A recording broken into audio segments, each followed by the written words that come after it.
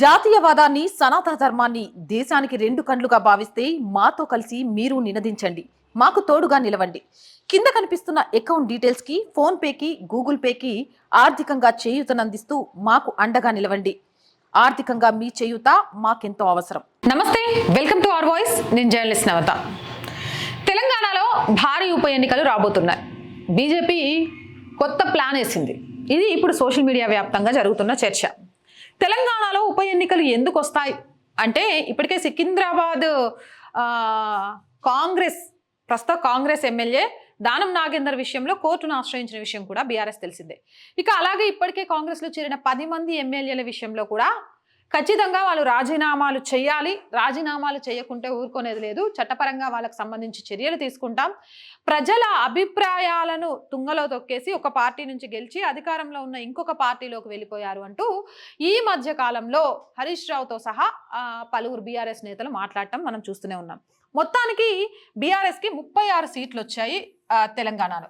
ఈ 36 సీట్లలో ఇప్పటికే 10 మంది ఎమ్మెల్యేలు వెళ్ళిపోయారు. ఈ నేపథ్యంలో 26 ఎమ్మెల్యేలతో ప్రతిపక్ష హోదాలో ఉంది. ఇక్కడ బీజేపీకి సంబంధించి చూసుకుంటే మొత్తం 8 మంది ఎమ్మెల్యేలు, 8 మంది ఎంపీలు ఉన్నారు. ఈ నేపథ్యంలో ఒకవేళ గనక భారీ ఉప ఎన్నికలు జరిగితే అది బీజేపీకి కలిసి వస్తుందా, కాంగ్రెస్కి కలిసి వస్తుందా? అసలు బీజేపీ ఇక్కడ తెలంగాణకు సంబంధించి స్పెషల్గా ఏం ఫోకస్ చేసింది? అధికారంలోకి రావడానికి కాంగ్రెస్ ప్రభుత్వాన్ని కూలదోయడానికి ప్రయత్నం చేస్తుందా అంటే వాస్తవాలను ఒకసారి మనం విశ్లేషించుకుందాం. ఇక్కడ ఉప ఎన్నికలు జరుగుతాయంటే ఖచ్చితంగా కూడా ఉప ఎన్నికలు జరగడానికి ఆస్కారం లేదు అనే చెప్పొచ్చు. పట్టుబట్టి తప్పనిసరి పరిస్థితుల్లో తప్ప ఏ ఎమ్మెల్యే కూడా ఇప్పుడున్న సిచ్యువేషన్స్లో తమ పదవులకు రాజీనామా చేసి మళ్ళీ ప్రజాక్షేత్రంలో అడుగుపెట్టి మేము గెలుస్తామనే నమ్మకంతో ఉన్నారా అంటే అదంతా కూడా ఉత్తిదే. ఆ నమ్మకం లేదు అని చెప్పడంలో ఎలాంటి అతిశయోక్తి కూడా లేదు. సో ఉప ఎన్నిక వచ్చిందే అనుకుందాం. మొత్తం 10 స్థానాలకు ఉప ఎన్నిక వస్తే ఈ 10 స్థానాలు మళ్ళీ బీఆర్ఎస్ ఖాతాలోనే పడతాయా అంటే లోక్సభ ఎన్నికలు చాలా క్లియర్గా చెప్పేశాయి బీఆర్ఎస్కి ఉన్న చరిష్మా 0%కి వెళ్ళిపోయింది అని. ఇప్పుడు బీఆర్ఎస్ని నమ్మి మళ్ళీ 10 మంది కొత్త వ్యక్తులను, కొత్త అభ్యర్థులను లేదా పేరున్న అభ్యర్థులను ఫుల్ డబ్బు ఖర్చు పెట్టినా మెదక్లో వెంకటరామరెడ్డి ఎంత ఖర్చు చేశాడు అనే విషయం చాలా క్లియర్గా తెలుసు. చివరి క్షణంలో ఏమైందో తెలుసు.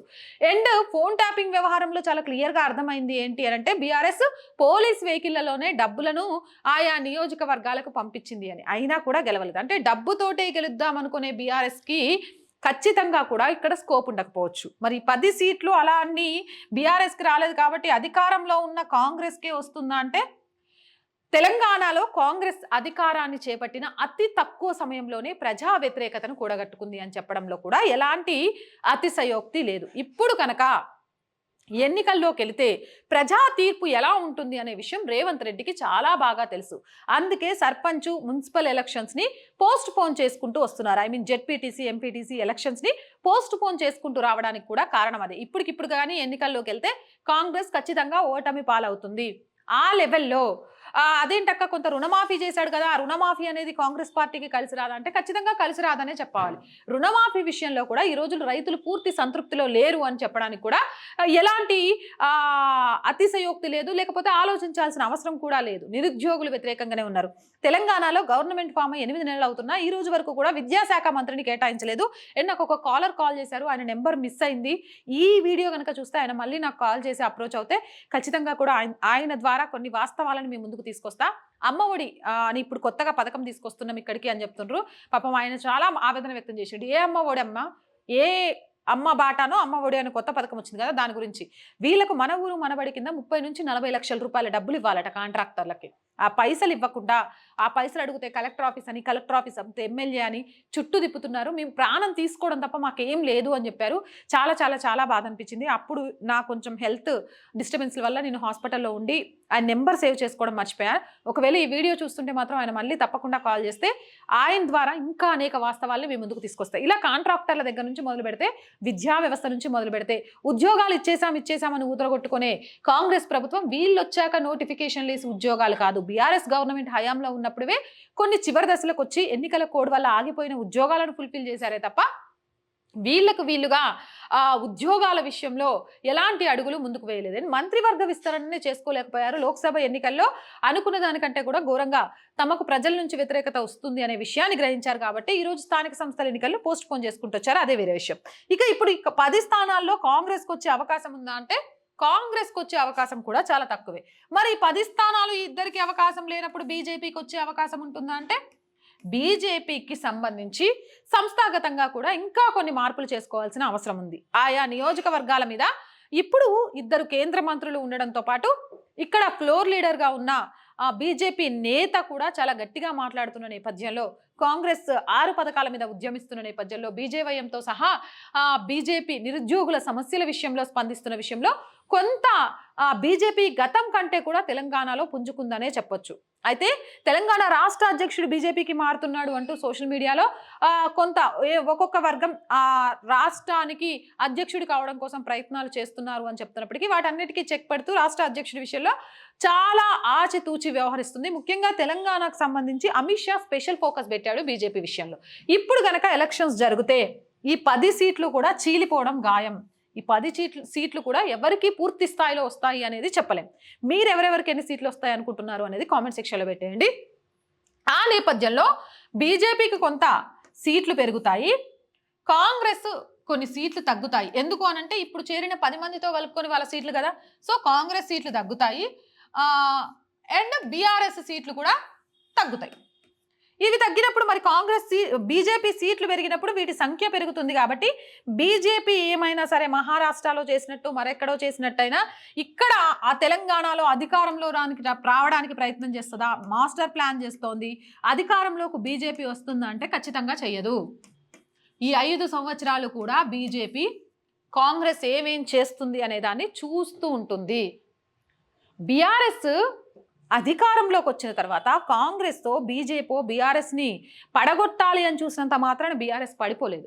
ఎప్పుడైతే ప్రజా వ్యతిరేకత వచ్చిందో, ప్రజలు బీఆర్ఎస్ని అసహ్యించుకున్నారో, ఆ అసహ్యించుకున్న ప్రజలను కాంగ్రెస్ ఆకర్షితులను చేయగలిగింది కాబట్టి కాంగ్రెస్ గవర్నమెంట్ ఫామ్ అయింది. కాంగ్రెస్ మీద అభిమానంతో ఓటేసిన వాళ్ళకంటే కూడా బీఆర్ఎస్ని వ్యతిరేకిస్తూ ఆ టైంలో ఎవరికి ఓటేయాలో అర్థం కాని సందిగ్ధంలో కాంగ్రెస్కి ఓటేసిన వాళ్ళే ఎక్కువ మంది ఉన్నారని చెప్పడంలో కూడా ఎలాంటి అతిశయోక్తి లేదు. ఇప్పుడు ఒక పక్క నుంచి రాష్ట్రం అప్పుల కుప్పగా సమస్యల వలయంగా బీఆర్ఎస్ గవర్నమెంటే అప్పుల కుప్ప చేసిపోయింది. ఆ తర్వాత కాంగ్రెస్ గవర్నమెంట్ వచ్చిన తర్వాత ఉట్టికెగరనమ్మ స్వర్గానికి ఎగురుతుందా అన్నట్టు చాలా వరకు కూడా ఉచితాల పేరుతోటి రాష్ట్రాన్ని గందరగోళంలో పడేసింది. ఈ గందరగోళ పరిస్థితులలో బీజేపీ గనక అధికారంలోకి వస్తే ఇక్కడ సమస్య జటిలమవుతుంది తప్ప ప్రజలు కన్ఫ్యూజన్కి అవుతారు తప్ప బీజేపీ మీద ప్రభుత్వాన్ని కూల్చే అధికారంలోకి వచ్చిందనే చెడ్డ పేరే వస్తుంది తప్ప బీజేపీకి ఎలాంటి ఉపయోగం ఉండదు. అలా కాకుండా బీజేపీ ఇప్పుడు ముఖ్యమంత్రి పదవికో లేకపోతే ఇప్పుడు రాష్ట్రంలో అధికారంలోకి రావాలనే ఆశను పక్కన పెట్టేసి కాంగ్రెస్ చేస్తున్న పనులను చేయనిస్తూ పోతే స్థానిక సంస్థల ఎన్నికలు, మున్సిపల్ ఎలక్షన్స్, కార్పొరేషన్ ఎలక్షన్స్లో బీజేపీ అనుకున్న దానికంటే ఎక్కువ సీట్లను సాధించడానికి అవకాశం ఉంటుంది. ఎందుకు అనంటే సర్పంచ్ ఎలక్షన్స్ తీసుకుందాం. సర్పంచ్ ఎలక్షన్స్ అధికారంలో ఉన్న పార్టీకే ఎక్కువగా మొగ్గు చూపుతూ ఉంటాయి, అది వాస్తవం. అయినప్పటికీ కూడా కొంత స్కోప్ బీజేపీకి ఉంది అని చెప్పడానికి కారణం ఏంటంటే సంస్థాగతంగా తెలంగాణలో బీజేపీ కొంచెం పుంజుకుంటే మరికొంత గ్రామ లెవెల్లో కాంగ్రెస్ మీద వ్యతిరేకత ఉంది. ఆ వ్యతిరేకత బీఆర్ఎస్ వైపు మళ్ళదా అంటే బీఆర్ఎస్ మొత్తము కూడా షెడ్లోకి వెళ్ళిపోయిన కారు అనే విషయం తెలిసింది. ఆ నేపథ్యంలో బీఆర్ఎస్ వైపు ఆకర్షితులు అవ్వడం కంటే బీజేపీ వైపు ఆకర్షితులు అవ్వడానికే కారణం ఎక్కువగా ఉంది. సరే, సర్పంచ్ ఎలక్షన్లు పక్కన జెడ్పీటీసీ, ఎంపీటీసీ, ముఖ్యంగా కార్పొరేటర్ల విషయానికి వచ్చేసరికి ఖచ్చితంగా కూడా బీజేపీ తన చరిష్మాను చాటుకోగలుగుతుంది. ఇట్లా సంస్థాగతంగా ఈ 4 సంవత్సరాల టైంలో బీజేపీ తెలంగాణలో పుంజుకొని రాగలిగితే రానున్న ఎలక్షన్స్లో తెలంగాణలో బీజేపీ గవర్నమెంట్ ఫామ్ చేయడానికి అన్ని రకాలుగా యూజ్ అవుతుంది. ఎందుకు అనంటే కాంగ్రెస్కి అప్పటికే ప్రజా వ్యతిరేకత వస్తుంది. బీఆర్ఎస్ రోజు రోజుకు క్షీణించిపోతున్న విషయం కనిపిస్తూనే ఉంది. సంస్థాగతంగా పార్టీని బలోపేతం చేసుకుంటూ ఇటు జెడ్పీటీసీ, ఎంపీటీసీలు, కార్పొరేటర్ల వ్యవహారంలో కొంత పుంజుకోగలిగితే కార్యకర్తల్లో మనోధైర్యం ఈ 4 సంవత్సరాలు ఇవ్వగలిగితే, 2 సెంట్రల్ మినిస్టర్స్ ఉన్నారు, ఇద్దరు కూడా చాలా షార్ప్గా మాట్లాడగలిగే వాళ్ళు, ఇప్పుడు ఇక్కడ ఫ్లోర్ లీడర్లతో సహా ప్రతి ఒక్కరు కూడా గట్టిగా ప్రశ్నించే వాళ్ళే ఉన్నారు. కాబట్టి వీటన్నిటి నేపథ్యంలో ఈ 4 సంవత్సరాలు పూర్తిగా తెలంగాణలో బీజేపీ సంస్థాగతంగా బలోపేతం కావడానికి ప్రయత్నం చేస్తుందే తప్ప మన సోషల్ మీడియాలో చూస్తున్న ఊహాగానాల లెక్క ప్రకారం ఇప్పటికిప్పుడు తెలంగాణలో బీజేపీ గవర్నమెంట్ ఫామ్ చెయ్యాలి అనుకోదు అనేది నా ఉద్దేశం. మీరేమంటారు?